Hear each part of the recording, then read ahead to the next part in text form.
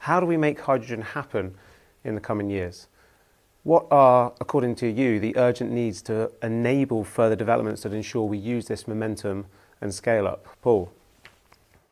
Yeah, and I think, as I said, there are lots of positive signals, and despite the, the terrible circumstances that have triggered this energy crisis in Europe, is actually double down the resolve of a lot of policymakers to now look at diversification. So I think the momentum is behind us, but there's probably two or three things that are still kind of hanging in the balance.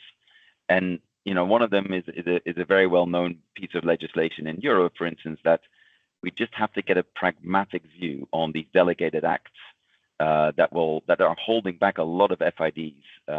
We've been willing to take that first step, but I know a lot of companies, a lot of my friends and colleagues in other companies are waiting for that clarity to get the right investment climate right. So policymakers need to kind of move from the art of perfection to kind of a pragmatic approach, and don't let perfect be the enemy of good enough to get this. And there are some positive indications if I listen to our team in Brussels that is happening, but that's been holding back, I think, a lot of really good projects, a lot of really good ideas. And the same is true for then having the right kind of subsidies and grants to help those first of a kind projects across the initial hump, especially with the extra headwinds we have with inflation and labor shortages. So pragmatic policy is certainly one thing.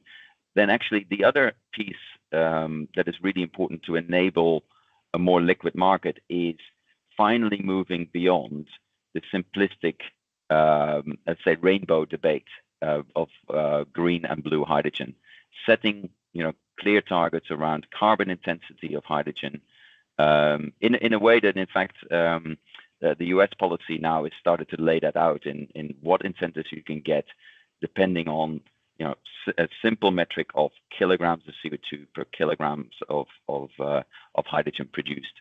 So again, pragmatism there, because that is the enabler. The certification of clean hydrogen is the enabler of cross-border trade and having a level playing field that will enable a lot of the larger potential supply projects going ahead. And then I'd say the final thing is really the demand side and the demand stimulus. There's a lot of policies, a lot of global strategies around the world that are tackling the problem of how to incentivize production. But unless we bring customers and sectors and end users of the products along in that journey, and also recognize that flipping the switch on a steel plant to turn over to DRI and using hydrogen is not a straightforward exercise either. So giving the right support and the right impetus there to help those industries decarbonize needs to be part of the integrated picture.